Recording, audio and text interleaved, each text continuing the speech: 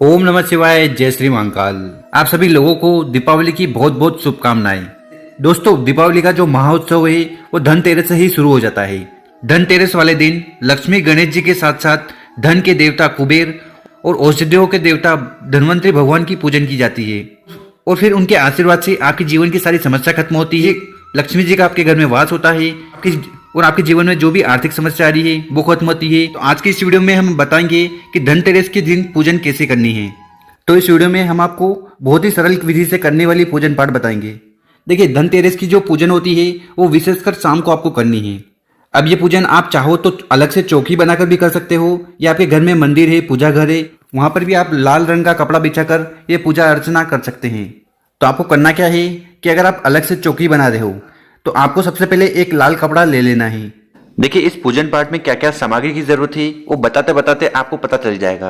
आप चाहो तो स्क्रीनशॉट ले सकते हो या एक कॉपी में सारी सामग्री को नोट कर सकते हो। लाल कपड़ा ले लिया और वहां पर आपको थोड़े से चावल रखना है आसन के तौर पर। चावल रखने के बाद भगवान कुबेर को वहां पर विराजमान करना है और इसके बाद हम लक्ष्मी जी और गणेश जी को भी वहां पर साइड में विराजमान करेंगे। और अगर आपके घर में लक्ष्मी गणेश जी की फोटो वगैरह है तो फिर आप उन्हीं का उपाय कर सकते हैं।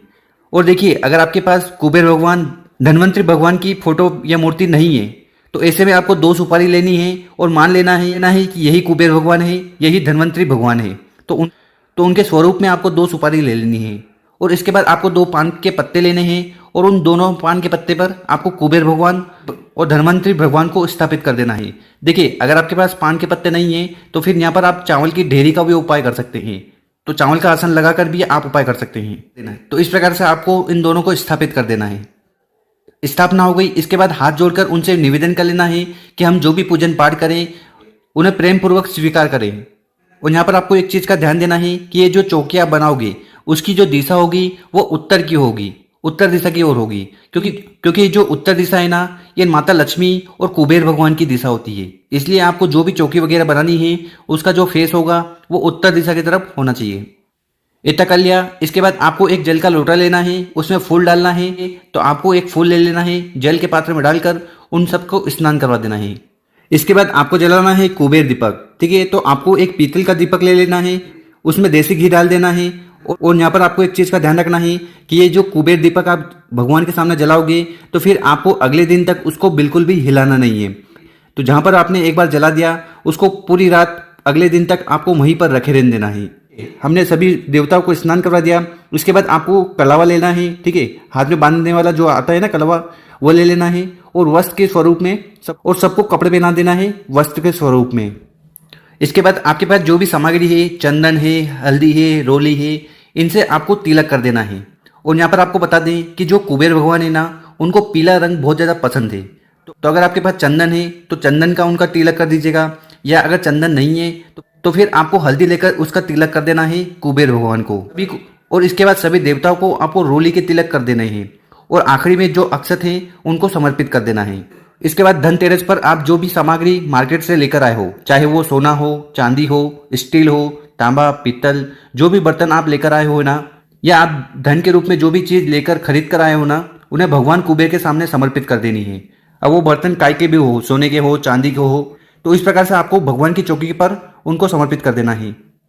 और इसके बाद इनकी भी पूजन पाठ कर लेना है। रोली वगैरह जो भी आपको समर्पित करना है, जैसी पूजन होती है, इन सभी बर्तन की कर लेना। और इसके बाद आपके पास जो भी फूल हो, ठीक है, जैसा भी फूल हो, उनको आपको सभी देवताओं को समर्पित कर देना है। और इसके बाद आपको लेना है धनिया।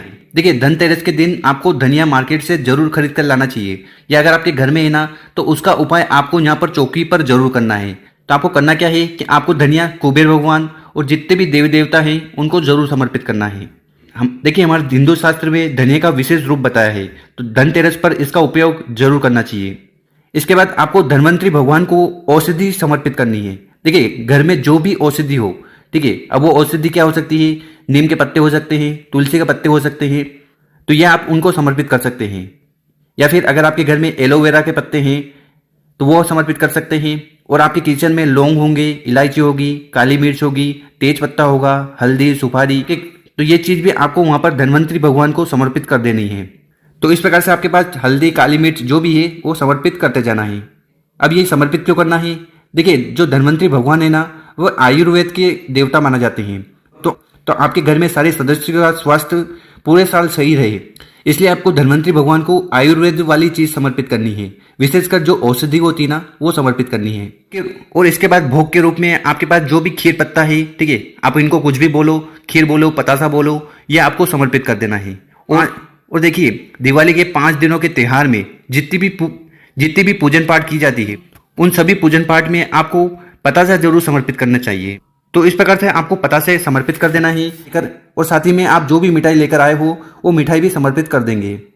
और इसके साथ ऋतु के अनुसार, ठीक है, मौसम के अनुसार जो भी फल आपको मिल जाता है, केला हो, अनार हो, मौसम्बी हो, वो भी आपको यहाँ पर समर्पित कर देना है। तो अभी तक हमने भोग समर्पित कर दिया। इसके बाद आपको दक्षिणा समर्पित कर देनी है, ठीक है। वो 10 रुपया, अब वो 100 रुपया हो, 1000 रुपया हो, 10,000 रुपया हो, जो भी दक्षिणा आपको समर्पित करनी है, वो आप अपनी इच्छा अनुसार समर्पित कर देंगे।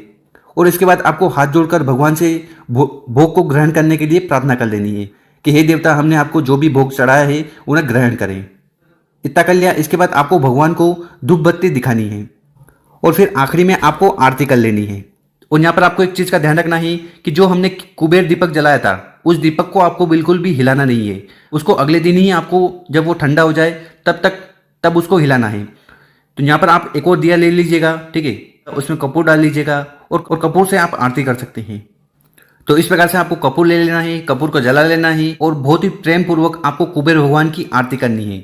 और ये जरूरी नहीं कि आप कपूर से ही आरती करो। अगर आपके घर में घी है तो घी एक दिए में डाल लीजिएगा, ठीक है, और एक लंबी बत्ती डाल लीजिएगा और फिर वहां पर आपको आरती कर लेनी है। तो कपूर हो तो कपूर से कर लीजिएगा या फिर घी के दिए से भी आप कर सकते हो। देखिए, अगर आपको कुबेर भगवान की आरती नहीं आती हो ना, तो फिर आप लक्ष्मी गणेश जी की भी आरती कर सकते हैं। तो बस इस तरह से आपको पूजन पाठ करनी है और इसके बाद आपको प्रेम पूर्वक भगवान से निवेदन करना है कि हे भगवान, हमारे पूजन पाठ में जो भी कमियां रह गई है उन्हें क्षमा करें। और देखिए, क्या होता है ना कि जब हम पूजन पाठ करते हैं तो कुछ न कुछ गलतियां जरूर करते हैं। तो उन गलतियों के लिए आपको क्षमा याचना कर लेनी है कि हे भगवान, हे कुबेर भगवान, हे माता जी, हे गणेश भगवान, कि पूजन के दौरान जो भी हमसे त्रुटि हुई है, गलती हुई है, उन्हें क्षमा करें और हम पर कृपा बरसाए रखें। तो ऐसा निवेदन आपको अपने देवता से कर लेना है। अब यहाँ पर आपका सवाल होगा कि जो कुबेर भगवान और इनको स्थापित किया है, तो आखिरी में उन सभी सामग्री का करना क्या है। तो उनको आप किसी नदी, तालाब, सरोवर में प्रभावित कर सकते हो, डाल सकते हो, या फिर एक गड्ढा खोदकर उसमें डाल सकते हो।